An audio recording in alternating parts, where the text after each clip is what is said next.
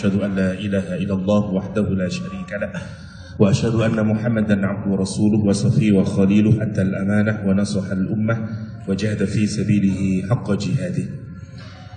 Ikhwafillah rahimahullah, rekan-rekan yang dirahmati Allah Subhanahu wa taala, adik-adik mahasiswa.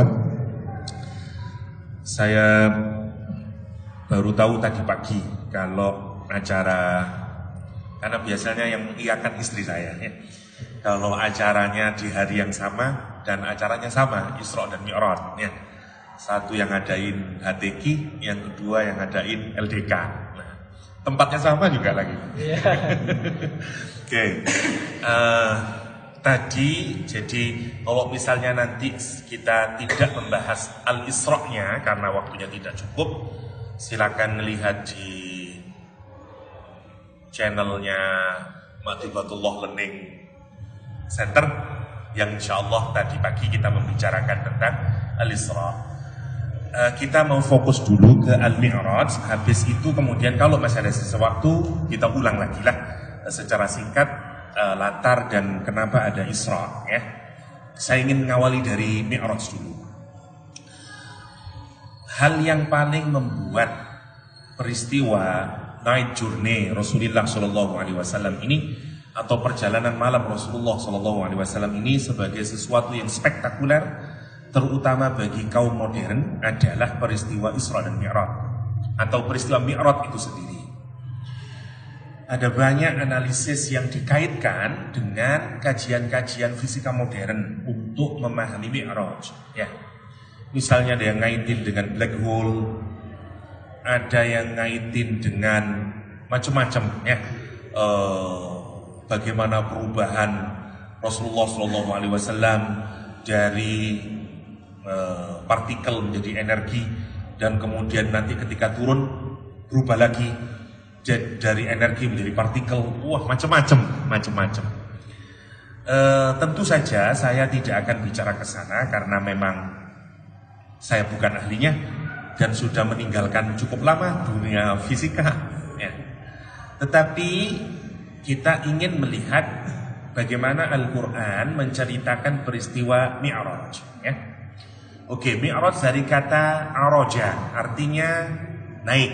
Kalau kita naik ke atas namanya araja. Mi'raj isim alat ya, kayak miftah, fataha membuka, miftah alat untuk membuka, yaitu kunci. Nah gitu loh. Miftah, mir'ah ya, mie goreng bukan kalau itu ya. Oke, jadi Mi'raj sebenarnya alat untuk kita naik, kayak elevator, kayak apa lagi ya, sesuatu yang buat kita bisa naik ke atas ya. Oke, jadi sebenarnya nanti kita akan mendapati satu kalimat yang umum, misalnya meskipun seingat saya sebagian ulama menyatakan ini bukan dari Nabi ya. As-salatu mi'rajul mu'minin, itu seakan-akan sholat itu tangga yang akan mengantarkan kita untuk naik mendekati Allah Subhanahu wa taala. Ya. Dari kata mi'raj, sama dari kata mi'raj. Oke. Rasulullah sallallahu alaihi wasallam mengalami proses naik ke atas sampai ke tempat yang paling tertinggi yang hatta malaikat Jibril nggak bisa melanjutkan, yaitu di Sidratul Muntaha. Jadi batas kemampuan malaikat Jibril itu sebagai malaikat yang paling powerful, yang digambarkan Al-Quran sebagai Dzu Mirratin, Dzu yang memiliki, the possessor atau the owner. Mirrah itu ay al-quwah. Mirrah itu dari kata murur. Apa murur?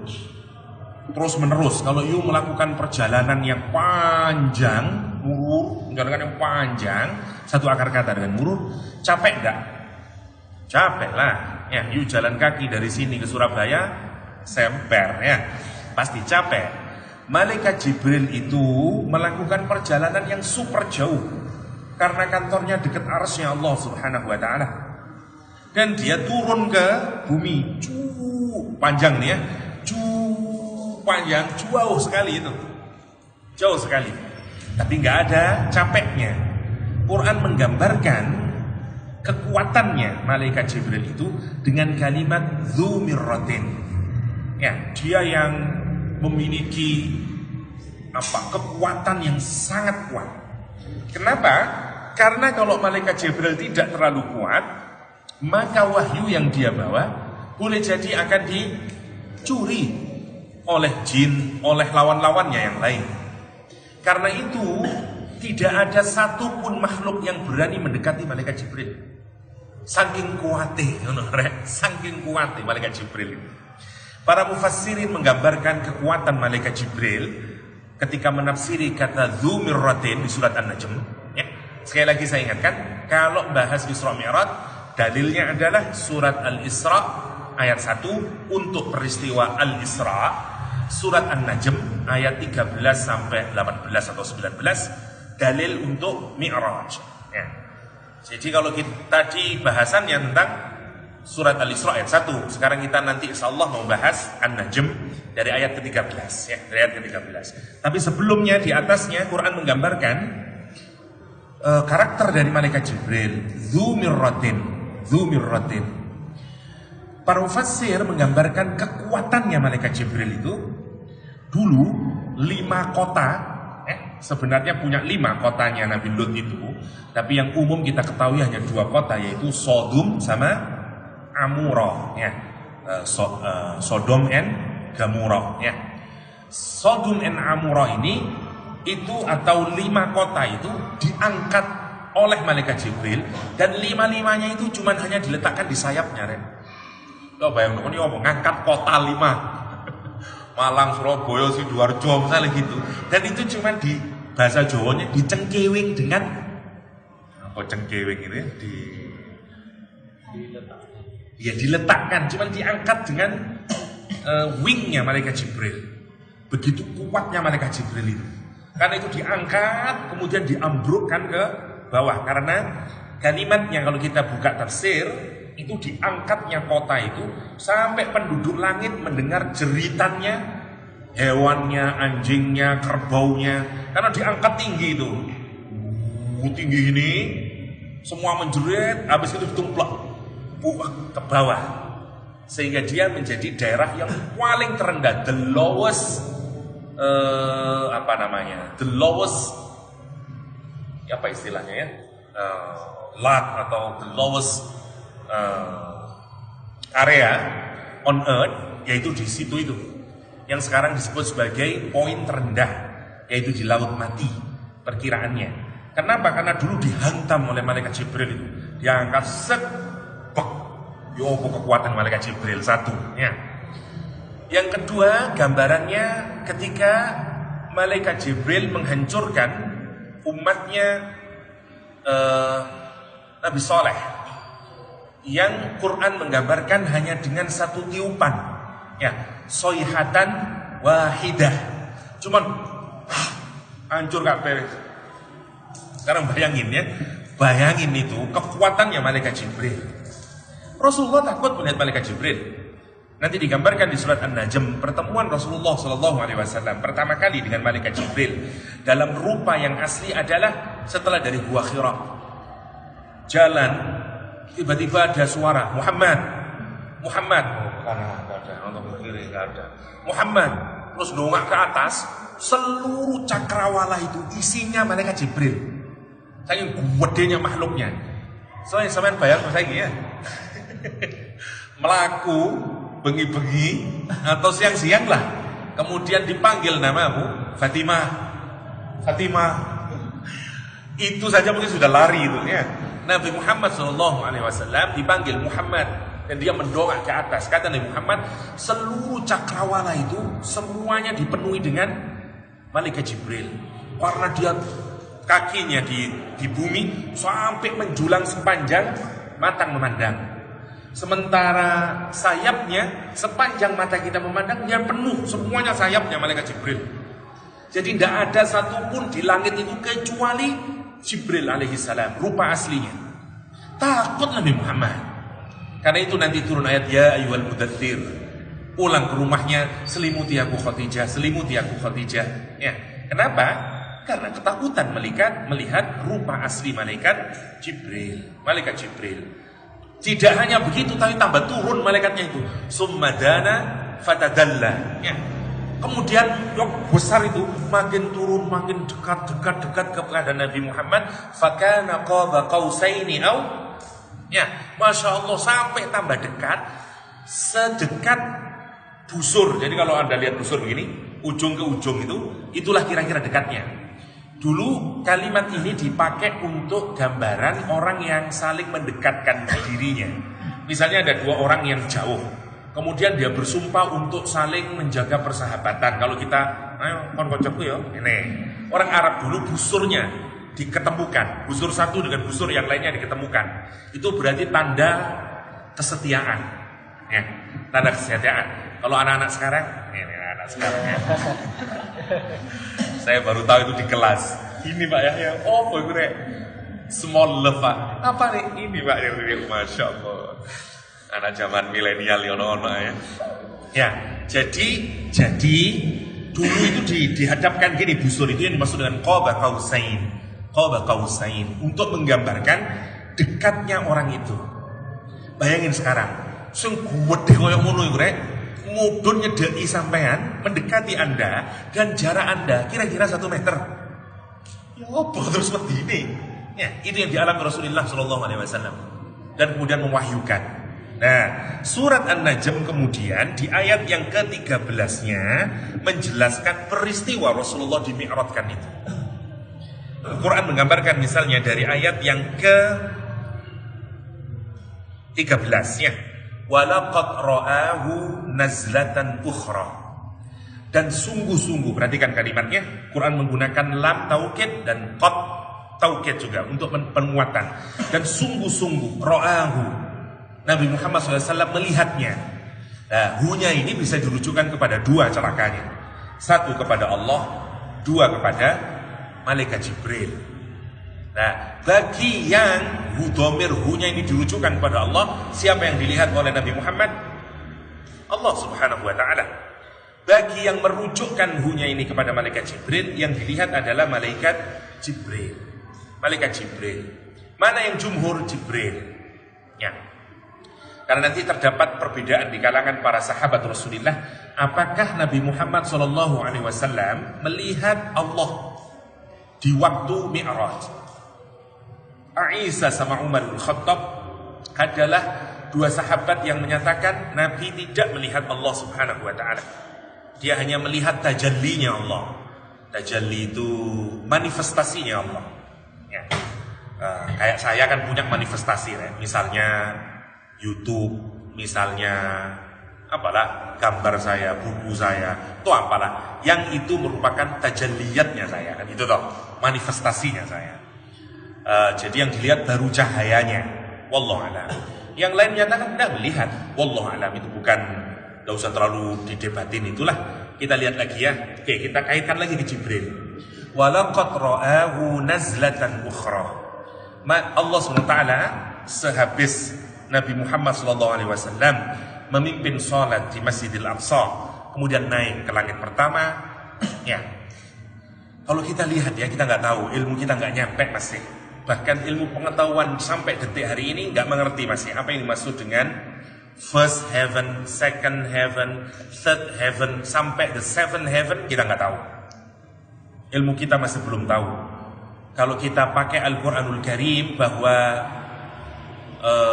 semua yang ditemukan oleh manusia sampai detik hari ini hanyalah bintang, maka kemampuan manusia itu hanya baru sampai pada the first heaven atau langit pertama, sama'ud dunya.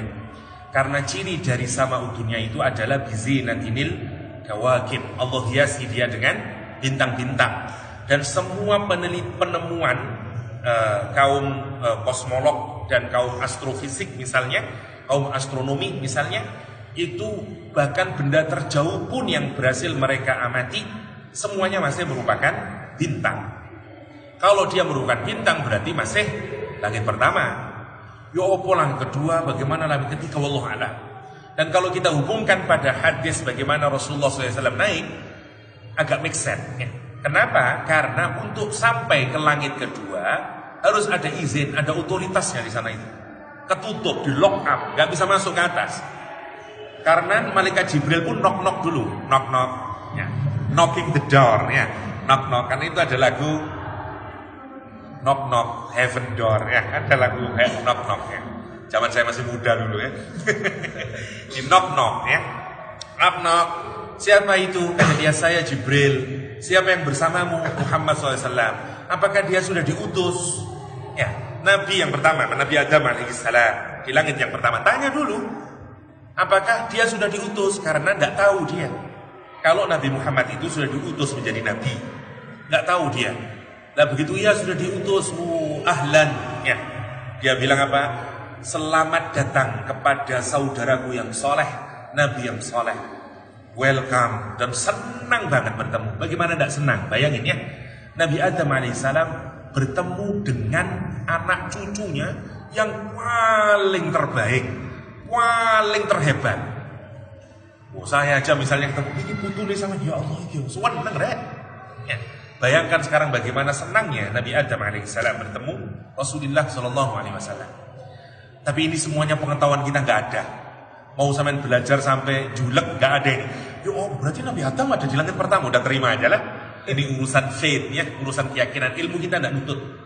Sekarang sebenarnya sudah ada ya, misalnya kayak Sidratul Muntaha. Kalau Anda mengkaji tulis-tulisannya Stephen Hawking, ya fisika-fisika kuantum sudah mulai itu, bahwa memang bentuknya itu mirip, katanya mirip tree di atas itu. Kayak apa wallahu alam, saya tidak tahu. Baca aja udah pusing, dengerin aja pusing saya. Ya.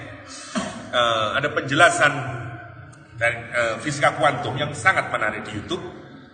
Tapi saya dengerin sama di mobil, nggak bisa masuk kalau di mobil karena itu harus duduk. Nah dengerin gini. Jadi sorry saya belum bisa membagikan. Tapi asik dia menggambarkan itu.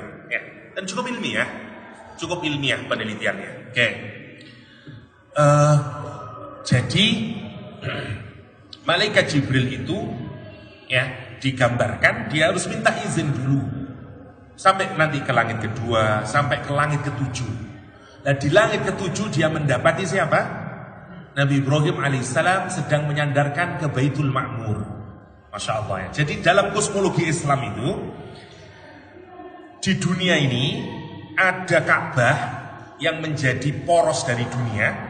Jadi seperti the axis of the earth itu Ka'bah, Mekah itu di senternya adalah pada Ka'bah yang kemudian orang mengitari terus tidak pernah berhenti sampai yaumul kiamah. Kalaupun kurang orangnya diisi oleh malaikat. Ya. Jadi terus Ka'bah itu tidak pernah berhenti. Orang tawaf, terus tawaf. Kalau kurang ditambahi sama malaikat. Ya.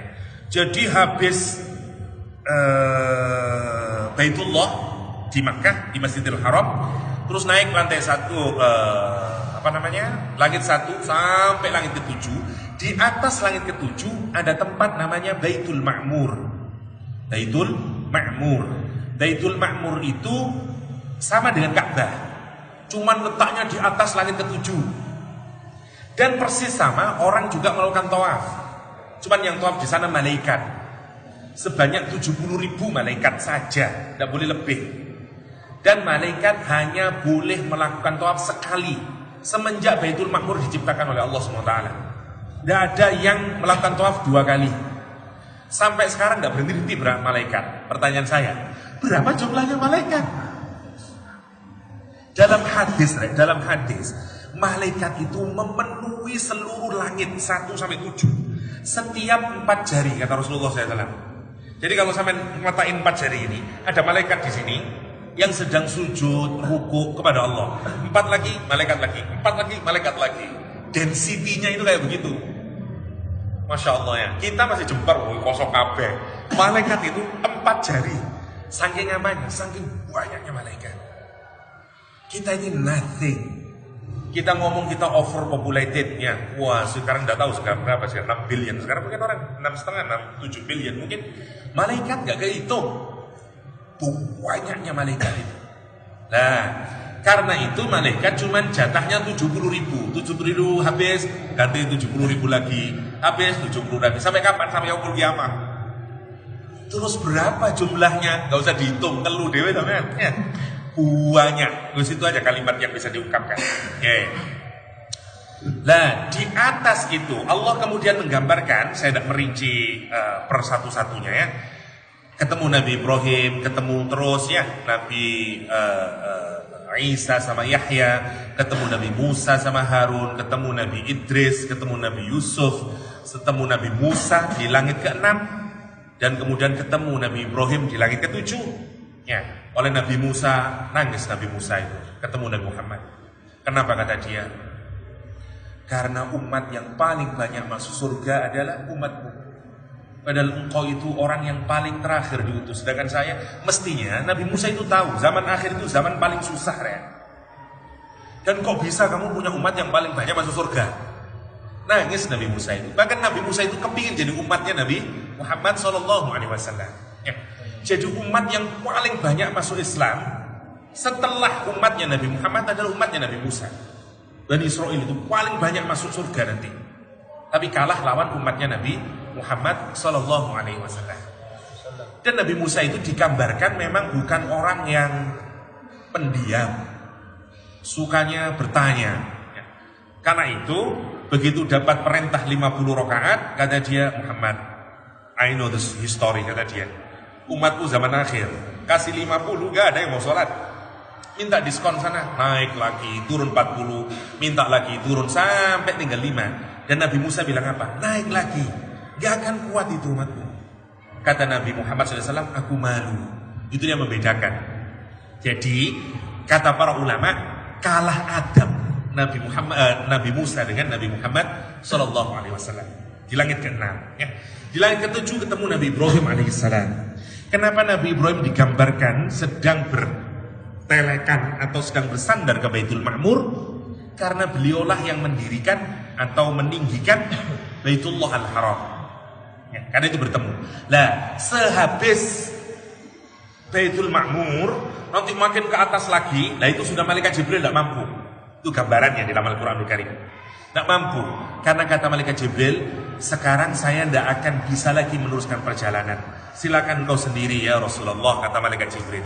Karena kalau aku teruskan, maka apa jenenge mau? Apa jenenge rek? Sayap. Masya Allah, sayap aja nggak ada ingat-ingatnya. Sayapnya ini akan terbakar. Masya Allah ya. Sayapnya akan terbakar. Jadi dia tidak punya kekuasaan ke sana. Meskipun hebat malaikat Jibril, tapi dia dikasih limitasi, gak bisa menembus setelah langit ke-7. Apalagi nanti sampai ke kursinya Allah, ke arasnya Allah, gak tahu dah. Meskipun kantornya malaikat Jibril paling tertinggi, karena sudah somewhere gak tahu in 7 heaven. Karena inda dzil arsy makin muta'in thamma amin, kata Al-Quranul Karim ya. Dia berada tempatnya, establishnya malaikat Jibril inda dzil arsy, di sisi arsy Allah ya. Karena itu mentoknya malaikat Jibril. Oke. Nah, Nabi Muhammad SAW di Mi'raj itu diceritakan, saya ke Quran dulu ya. Kita belum bahas hadis, kalau bahas hadis baru bahas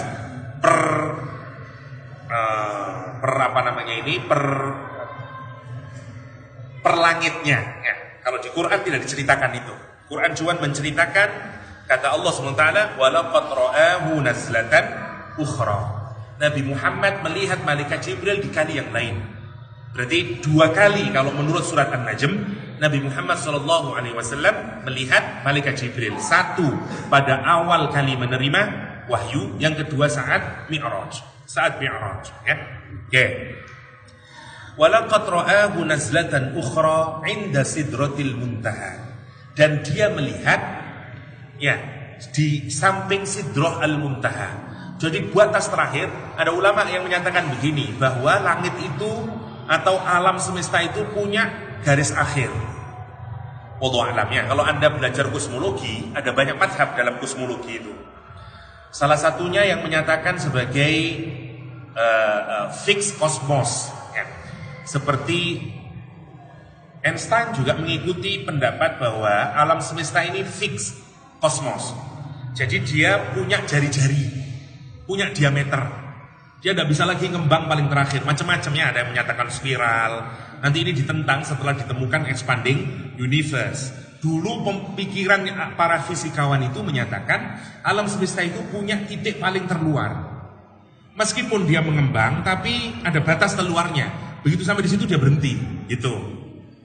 Nah, namanya fixed cosmos. Kalau saya tidak keliru teorinya, nanti teori yang paling kekinian adalah expanding universe. Dia terus berkembang, expanding terus ya. Bukan expander, expanded ya. Expanding universe. Dia terus berkembang sampai kapan? Tidak ada yang tahu juga. Nah, sebagian mufassir menyatakan agak mirip dengan fixed cosmos. Karena Sidratul Muntaha itu difahami sebagai batas terluar dari alam semesta. Wallah, lagi-lagi nggak tahu kita ini Allah menceritakan di dalam Al-Quran sebatas apa yang bisa kita tangkap. Hakikatnya kita nggak bisa tahu. Wallahu a'lam. Tapi di sana ada sidrah. Sidrah itu sidr, ya. Siapa yang tahu sidr? Pohon sidr. Ada banyak. Satu, ada yang menafsiri sebagai kamu kalau ada mayat itu namanya pohon sidr untuk apa namanya? Untuk agar baunya tidak bau, pohon bidara, ya.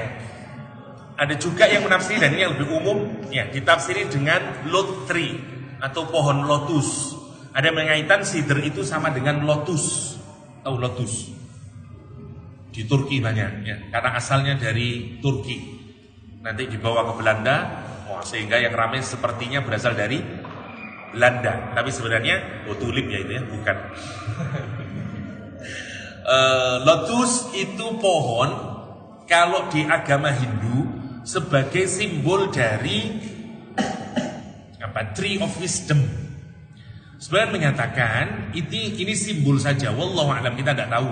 Tapi pengetahuan yang semakin modern menunjukkan memang benar-benar seperti tree, seperti pohon. Pohonnya menaungi semuanya. Sekarang bayangin ya, pohon itu menaungi alam semesta. Yo, apa gede ini? Gak kebayang. Ada hadis bahkan, ini saya contoh, ini kita tidak ngomong Sidratul Muntaha. Ada pohon di surga itu yang kalau Anda melakukan perjalanan dari ini misalnya pohon ya, dari ujung pohon sampai ke ujungnya ini satu pohon, Anda butuh perjalanan 100 tahun.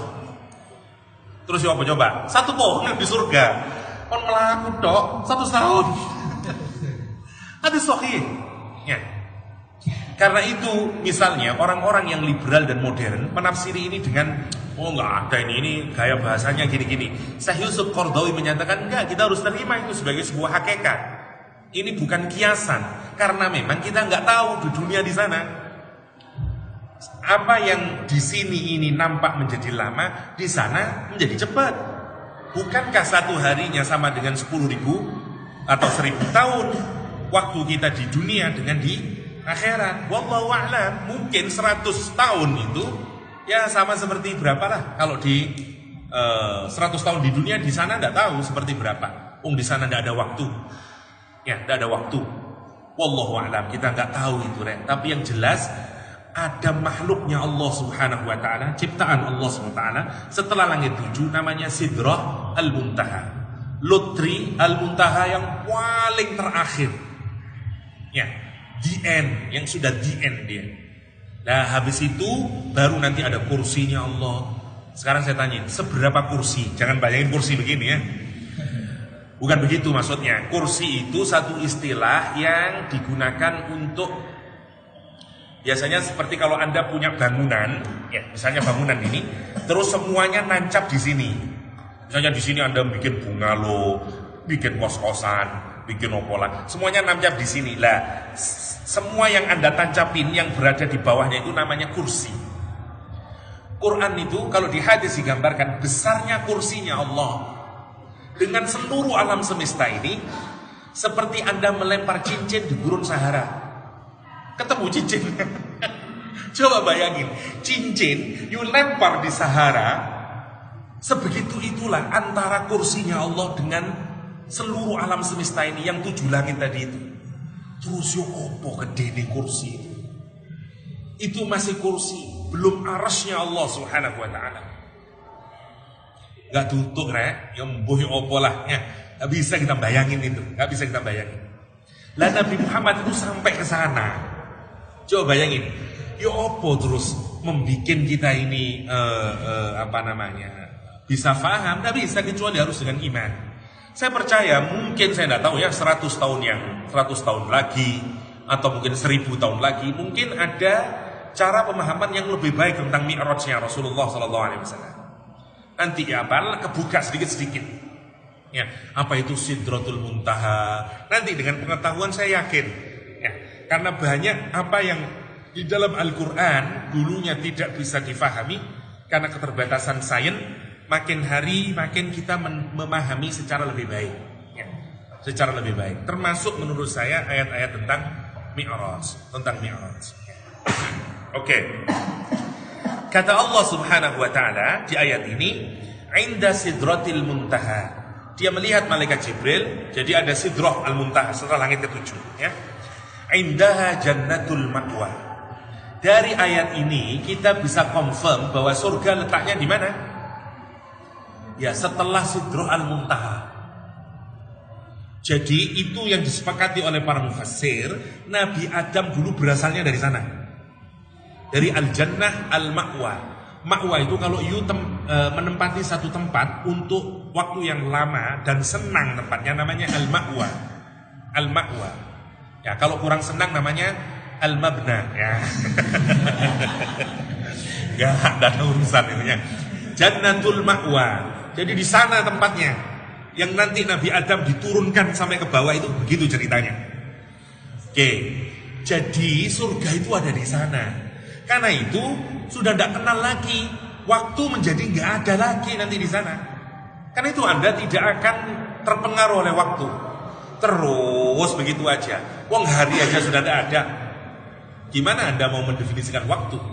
Cahaya nanti berasal dari arsy-Nya Allah Subhanahu wa taala. Wallahu alam, kita tidak tahu. Kita tidak tahu. Pertanyaannya, kalau di Al-Qur'an agak eksplisit Allah menjelaskan surga, pertanyaannya di mana neraka? Nah, sebagian ulama tafsir menyatakan neraka itu ada di dalamnya bumi. Dari mana? Dari ayat yang biasanya dipakai wal biharul masjur, ya.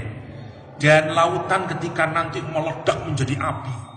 Karena di bawah bumi itu diperkirakan ada api yang sangat panas. Wallahu a'lam. Yang menarik gini, ada orang yang ilmuwan banyak ya, yang melakukan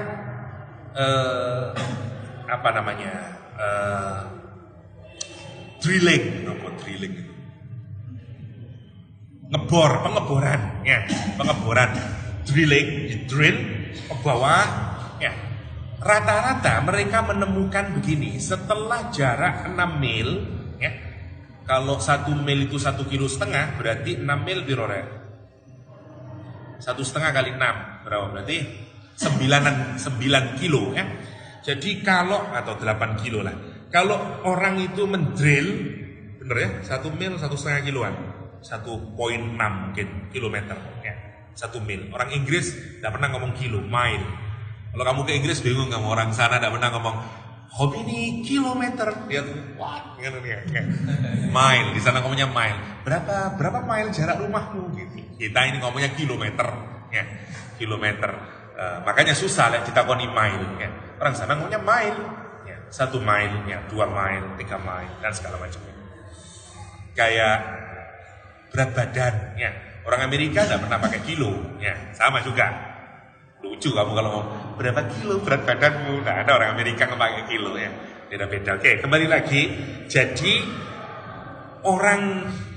para orang yang melakukan drilling ke bawah itu rata-rata menemukan bahwa setelah dia digging kira-kira jaraknya 6 mil ke bawah, mereka menemukan batu yang tidak bisa di move, tidak bisa terus tidak bisa. Seperti, jadi kesimpulan sementara ini pengetahuan menyatakan bumi itu ada jarak di mana kira-kira dari atas itu kira-kira 6 mil ke bawah itu semuanya seperti di cover dengan batu yang nggak bisa ditembus dengan apapun. Lah wakila, namanya wakila. Anda tidak boleh percaya oleh, tidak percaya juga tidak apa-apa. Wong ini cuma sekedar bagaimana para ilmuwan sekarang mencoba mencari-cari. Ya. Kemungkinan, ya. Jadi setelah itu adalah panas yang kita nggak tahu, karena itu tidak bisa ditembus. Wallahu a'lam. Saya tidak tahu berapa kilo itu pengeborannya lumpur Lapindo, saya nggak tahu. Ya. Ada yang tahu pengeboran Lapindo berapa jauhnya ke bawah? Ada yang tahu ya? Yang orang Sidoarjo, yang rumahnya tenggelam mungkin nggak ada. Oke, jadi gambarannya begitu, Rek. Jadi kalau surga di sana tempatnya, wallahu a'lam ya, kayak apa nanti, wallahu a'lam, kita nggak tahu. Indaha jannatul ma'wa idh yaghsha as-sidrah ma yaghsha. Al-Quran bahkan tidak bisa menggambarkan. Kenapa? Karena keterbatasan kita. Ya. Ketika menutupi sidrah itu, pohon itu tadi, apa yang bisa dia tutupi? Tidak dijelasin, opo yang ditutupi, tidak dijelasin. Kenapa? Karena tidak bisa dijelaskan. Anda kalau menjelaskan sesuatu yang tidak bisa dijelaskan, ya begitu akhirnya. Ya dah. Kamu menjelaskan komputer ke orang Papua yang harus masuk pakai perahu 2 jam, ya apa terus jelas no? Komputer itu adalah ya wis, tidak bisa seperti itu. Ma yaghsha, ya, as-sidra ma yaghsha, sudah. Wallahu a'lam. Sebagian menyatakan ini seperti black hole katanya. Wallahu a'lam. Ya, Al-Quran menggambarkan semuanya tercover, gelap gulita, bahkan cahaya saja nggak ada. Wallahu a'lam. Saya tidak tahu, terlalu jauh. Sebagian dihubungkan ke sana, kita nggak tahu. Dan tidak ada informasi dari Rasulullah SAW. Ya bagaimana Rasul mau mengajarkan, fisika aja belum ada saat itu kan? Mau diajarin apa sahabat? Nggak ngerti. Ya, makanya cuman idyaghsa as-sidrah ma yaghsa, ma zaghal basaru wa ma tagha. Dan pandangan Nabi tidak zagha, nggak ke kanan, nggak ke kiri, fokus. Kalau kamu melihat sesuatu yang menakjubkan, you nggak kemana-mana pandangannya, dan juga tidak melampaui. Dan karena begitu sangat menakjubkannya itu. Mazaghal basar wa ma tagha, laqad ra'a min ayati rabbihil kubra. Dan sungguh Rasulullah sallallahu alaihi wasallam melihat ayat-ayat Rabbnya yang besar. Lah inilah yang dikuatkan oleh Umar bin Khattab dan Aisyah radhiyallahu anha, bahwa yang dilihat bukan Allah Subhanahu wa taala. Kenapa? Karena di ayat ke-18-nya Allah menyatakan min ayati rabbih. Sebagian ulama yang lain enggak, tetap melihat Allah Subhanahu wa taala. Wallahu a'lam. Ya. Oke, ini gambaran Mi'raj yang ada di dalam Al-Qur'anul Karim. Ya. Kalau dalam hadis panjang ceritanya, Rasul bertemu, nanti bahkan Allah memuji Nabi Muhammad sallallahu alaihi wasallam, assalamu alayka ayuhan nabi wa rahmatullahi wa barakatuh. Begitu dipuji, Rasul membalasnya assalamu alayna wa ala ibadillahi salihin, ya, yang nanti kita jadikan sebagai bagian dari bacaan salat kita. Oke, peristiwa Mi'raj ini kemudian saya tidak mendetailkan satu langitnya. Singkatnya, setelah mendapat perintah salat 5 waktu, turunlah Nabi Muhammad SAW ke rumahnya Ummu Hani. Diceritakan kepada Ummu Hani bilang apa? Don't tell others. Karena Ummu Hani sudah mikir, ini kalau diceritakan mesti orang akan mentertawakan, mesti orang tidak akan mempercayai. Tapi Nabi Muhammad SAW tetap, saya mau menginformasikan. Karena itu menariknya, begitu setelah peristiwa Mi'raj, Rasulullah SAW meskipun diminta oleh Ummu Hani, ya, putranya Abu Thalib, putra pamannya, putri pamannya Rasulullah SAW sendiri, karena memang Nabi Muhammad tinggal di situ. Kenapa hadis tentang six pack-nya Rasulullah SAW datang dari Ummu Hani? Memang Rasulullah sejak kecil tinggal bersama keluarganya Abu Thalib. Ya, lah Ummu Hani itu adalah putrinya Abu Thalib, ya, yang nanti ditarik kelihatan six pack-nya Rasulullah SAW. Jadi nyunah sebenarnya six pack itu, ya. Guyon itu, guyon ya. Jadi kalau kita perhatikan, Setelah itu Rasulullah SAW menjelaskan peristiwa Isra itu dan Mi'raj itu kepada kumpulan para orang-orang Quraisy.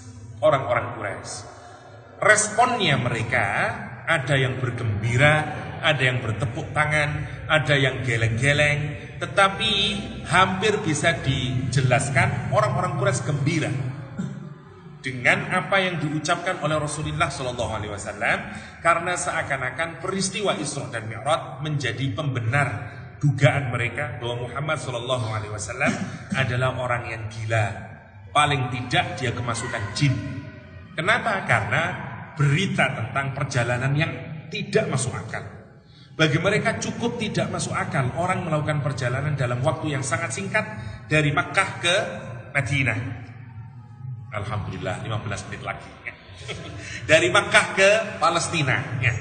Apalagi melakukan naik sampai ke langit ketujuh, bertemu dengan Allah Subhanahu wa taala, makin tidak masuk akal.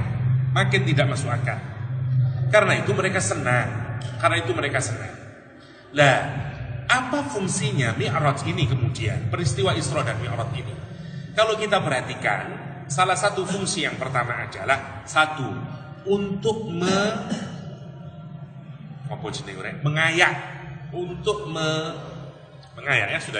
mengayak siapa yang benar-benar iman kepada Allah dan Rasulnya, siapa yang masih ragu-ragu, dan siapa yang kufur. Sama seperti Al-Quran menyatakannya, kita ini tidak akan pernah dibiarkan oleh Allah begitu saja, kecuali kita diuji oleh Allah, siapa yang benar-benar beriman, siapa yang tidak.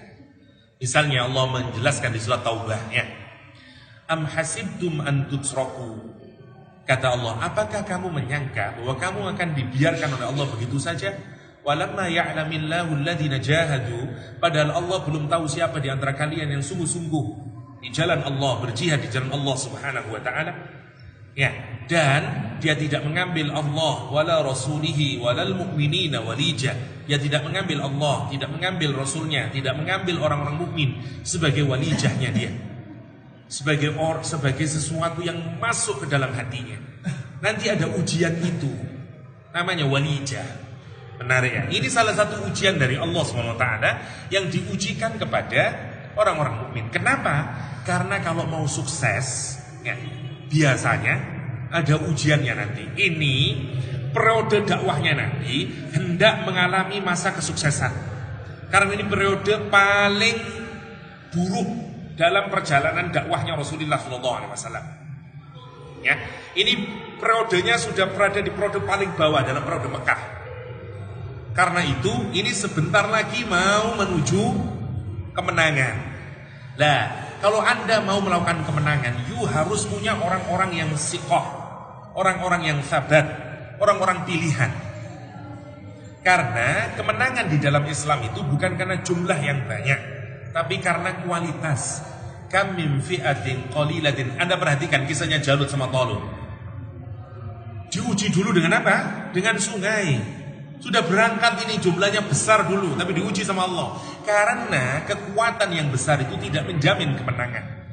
Tapi kalau Anda punya kekuatan yang solid, imannya kuat, meskipun sedikit, Allah nanti akan bantu. Kam min fi'atin qalilatin ghalabat fi'atan katsiratan. Talut sama dengan kayak gitu, sama Jalut. Sama, nanti diuji sungai, kehausan mereka, sebagian sudah meminum karena diuji oleh Allah SWT. Sama, ini periode Mekah mau habis, dan sebentar lagi Madinah akan dikuasai, dan sebentar lagi akan Fathu Makkah. Karena itu diayak dulu siapa yang benar-benar imannya. Peristiwanya melalui apa? Isra dan Mi'raj. Memang diuji sesuatu yang gak masuk di nalarmu. Tapi apakah kamu meyakini Allah Subhanahu wa ta'ala? Sama, ujian namanya ujian tawakal, ujian bergantung pada Allah Subhanahu wa ta'ala. Semua diuji kayak begitu. Nabi Musa alaihissalam disuruh melemparkan tongkatnya ya. Dan kemudian tongkatnya menjadi apa? Hayyatun tas'a, menjadi ular yang bergerak-gerak. Setelah dilempar menjadi ular yang bergerak dengan sangat cepat, Allah menyatakan khudha, ambil itu. Bayangin kalau ngambil, pernyataannya Allah begini, ambil itu, nanti dia akan menjadi, belum tahu, masih hanya butuh kepercayaan kepada Allah. You aman. Wala takhaf, ambil dan jangan takut. Nah itu butuh keyakinan. Meskipun akal kita nggak yakin, oh begini gimana ya? Ambil, langsung jadi tongkat lagi. Itu pelajaran tawakal. Semuanya begitu. Musa mau melawan Fir'aun. Fir'aun Amerika Serikat. Ngelawannya Musa alaihissalam sendirian, hanya ditambahi Harun. Ya, nggak ada apa-apanya, Ren. Masya Allah kalau Anda pikirkan. Tetapi kita disuruh bergantung karena agama ini miliknya Allah Subhanahu wa Ta'ala. Kalau Anda berjuang untuk agama ini, jangan merasa bahwa kemuliaan agama ini, izzahnya Islam ini Anda yang nentuin. Allah yang ngurus agama ini, Allah yang memenangkan agama ini. Walillahil izzah, walillahil izzah. Kita ini cuma berusaha, itu maksudnya. Dan semuanya menarik. Badar, Anda pikirin, jumlahnya banyak? Enggak banyak orang Islam. Tapi jangan tanya kekuatan imannya. Salahuddin memenangkan Al-Quds, jumlahnya banyak? Enggak. Ya, semuanya. Istanbul, Muhammad Al-Fatih, jumlahnya ada banyak? Semuanya. Kalau Anda memperhatikan sejarah, begitulah yang terjadi. Sama, ini saatnya sekarang lagi down. Habis. Ya, pamannya meninggal dunia, Khadijah meninggal dunia, Taif tidak bisa dibuka menjadi lahan dakwah baru lagi. Nabi Muhammad berada di titik paling terendah. Allah menguatkan Nabi Muhammad dengan dua peristiwa. Masuk Islamnya para jin, yang kedua Isra dan Mi'raj. Diperjalankan untuk menguatkan hati Nabi. Ya, jadi kemenangan di dalam Islam bukan hanya urusan logika dan rasionalitas. Gini, enggak. Tapi terlebih apa? Tawakalnya Anda kepada Allah SWT. Itu harus dipegangi, Rek. Kalau Anda berjuang di jalan Allah SWT. Walillahi junudus samawati wal ard. Allah itu punya tentara di langit sama di bumi. You jangan merasa Ustaz, jumlah kita ini kecil, tidak mungkin kita. Terus saja, yang penting Anda sabat, istiqomah, sungguh-sungguh di jalan Allah Subhanahu wa Ta'ala. Mudah bagi Allah memberikan kemenangan itu. Itu maksudnya, ya. Karena itu lihat periodenya, dikasih oleh Allah kekuatan Nabi Muhammad SAW, mimpin menjadi Sayyidul Mursalin, ya. Habis itu naik, ya. Habis itu turun. Sekarang dikasih oleh Allah, kalau kamu sedih, kapanpun kamu sedih, sholat.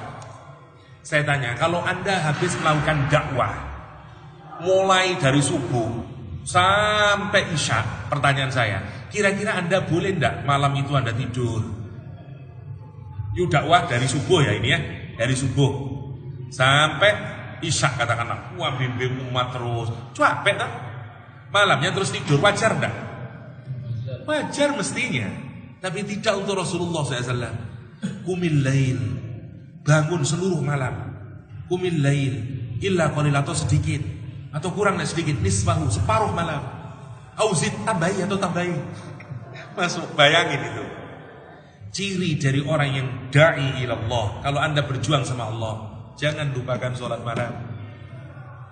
Anda ngaku saya mau jadi mujahid, saya mau menjadi orang memperjuangkan agama ini, dan you meninggalkan sholat malam, dari mana Anda dapat energi untuk tetap istiqomah, untuk tetap sabar, untuk tetap menjadi orang yang terus lurus di jalan Allah SWT?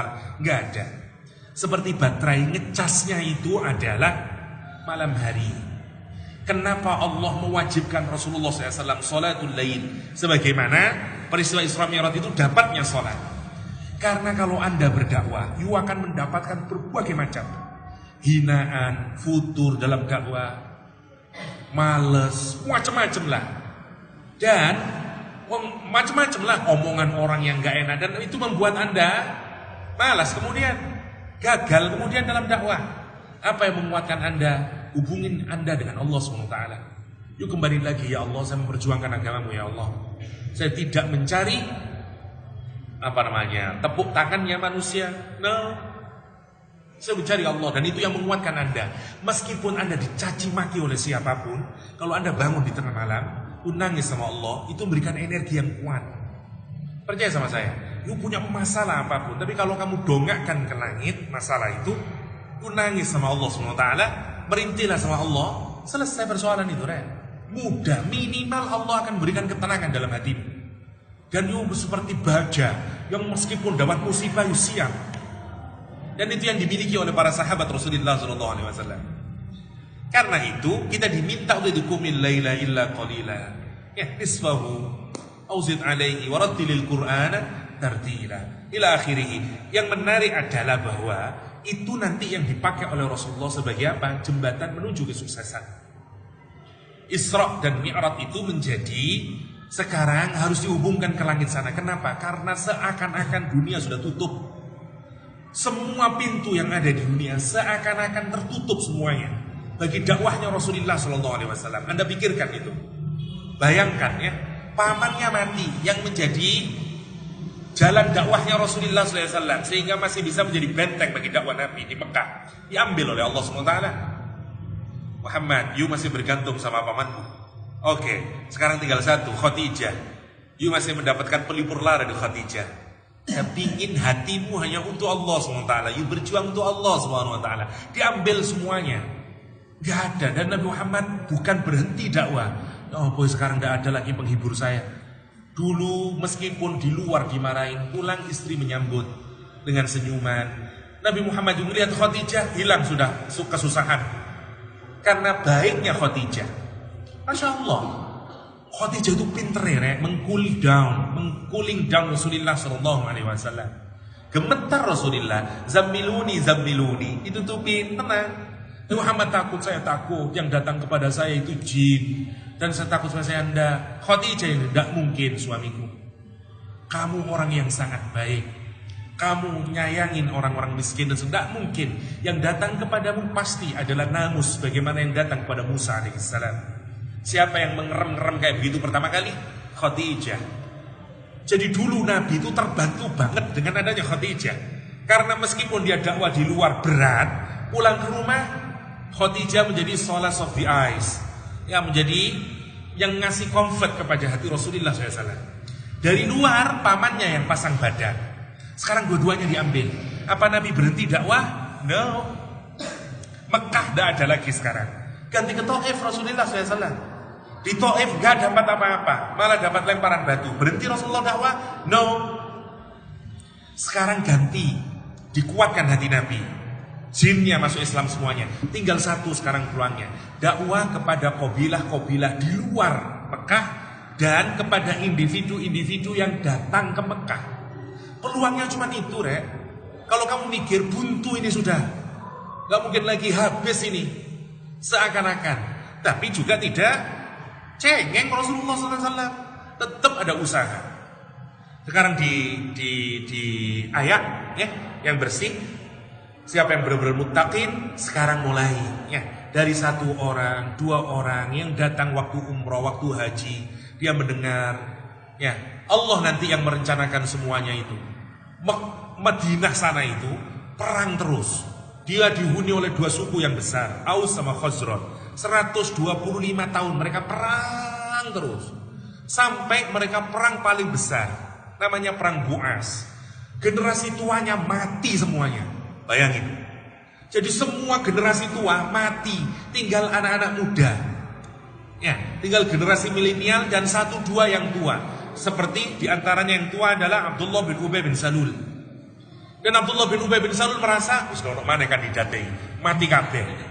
Tinggal dia, dan dia siap-siap sudah jahit baju karena dia yang akan menjadi pemimpin Yasrib. Tapi orang-orang ini yang dulunya tidak pernah bersatu, gara-gara sekarang mati kabeh, bapaknya mati, pamannya mati, orang-orang tua ngumpul arek nom-noman ini. Ya begini nih ya, ternyata tidak ada gunanya ini perang terus ini. Kita sudah 125 tahun perang terus. Haji mereka ini umroh, ngobrol, katanya di Mekah ada orang keren namanya Muhammad. Ayo kita datang yuk. Kayak apa sih visi misinya? Lihat, dari mana kemenangan umat Islam? Dari orang ini, Ren. Bukan tidak ada nilainya dakwah 13 tahun di Mekah. Bukan tidak ada nilainya berminggu-minggu di Taif. Tetap ada nilainya. Karena semuanya itu jalan untuk mendapatkan kesuksesan. Terus kamu mikir, "Lha opo lek ngono yo, soro-soro yo dakwah." Terus langsung mau yang Yasrib. Enggak begitu polanya. Itu yang dilakukan oleh Rasulullah SAW. Sampai kemudian mereka menginisiasi dan siap, sudah 30-an orang menyatakan rela mati untuk membackup Rasulullah SAW jika melakukan hijrah. Pas turun kul ya ayyuhal kafirun, Sekarang sudah tidak ada lagi negosiasi dengan orang kafir Quraisy. Itu juga tanda berhentinya dakwah di Mekah. Datang perintah hijrah. Maksudnya, baru Rasulullah hijrah, itu ceritanya. Dan di sana disambut. Siapa yang kecewa? Abdullah bin Ubay bin Salul. Karena dia merasa, inilah jatahku, kurang ajar Muhammad ini. Orang luar, dari mana dia wajar ya? Itu kira-kiranya. Nah, Isra dan Mi'raj menjadi titik balik, turning point bagi kemajuan Islam, keberhasilan Islam, izzah Islam wal muslimin. Maka hikmahnya buat kita adalah setiap Isra Mi'raj yang menjadi renungan adalah seberapa jauh Anda bertakarrub kepada Allah SWT, terutama dalam salat. Karena oleh Isra Mi'raj adalah salat. Salat. Semua masalahmu selesaikanlah dengan salat. Hubungkan Anda dengan Allah Subhanahu, hubungkan dirimu dengan Allah SWT dan apa dalam salat? Apa saja? Salat. Salat. Maka pertanyaan yang pertama, bagaimana kualitas sholat 5 waktu kita? Itu yang menjadi pertanyaan. Yang kedua, sudahkah kita menambahi dengan sholat-sholat nafilah? Kalau Anda sungguh-sungguh mau mendapatkan bantuan dari Allah, nafilah. Sholat, itu yang paling penting. Anda punya hubungan sama Allah SWT. Nanti baru turun Nasrullah itu. Maka bagi keumatan itu yang harus kita lakukan. Itulah yang dilakukan oleh Salahuddin Al-Ayyubi. Sebelum menyerang Al-Quds, dia lihat dulu lampu-lampu di rumah-rumah orang Palestina. Karena kata dia setelah berbulan-bulan dia melihat, oke, sekarang sudah banyak orang yang sholat malam, baru diserang Al-Quds. Karena berarti sekarang sudah dekat kejayaan umat Islam. Sama, kalau Anda berpikir keumatan, itu yang harus dikerjakan. Pada kasus individu, Anda juga akan punya naik turun dalam hidup. You punya masalah, punya kegalauan, punya macam-macam penderitaan. Kalau Anda sedang berada di bawah, bagaimana cara penyelesaiannya? Hubungkan dirimu dengan Allah. Bangun, merintihlah kepada Allah, salatlah. Wasta'inu bis-sabri was-salah wa innaha lakabiratun illa 'alal khashiyin. Kira-kira itu mohon maaf enggak ada Isra-nya, cuman Mi'raj-nya, dan itu pun hanya dari Quranul Karim. Ya, enggak banyak yang bisa saya sharingkan. Enggak ada tanya jawab ini. Langsung aja udah ya, sudah tahrim. Ya, itu saja yang bisa saya seringkan. Semoga kita ini bisa mengambil ibrah dari peristiwa Isra dan Mi'raj dan menjadikan diri kita makin lebih baik lagi dan bersama-sama menjadi bagian dari kemajuan peradaban Islam, ya, kemajuan izzah al-Islam wal muslimin. Itu saja, semoga ada manfaatnya dan Allah ya ajma'in. Wassallallahu ala nabiyyina Muhammadin wa ala alihi wasallam wa akhiru da'wana alhamdulillahi rabbil alamin. Wassalamualaikum warahmatullahi wabarakatuh.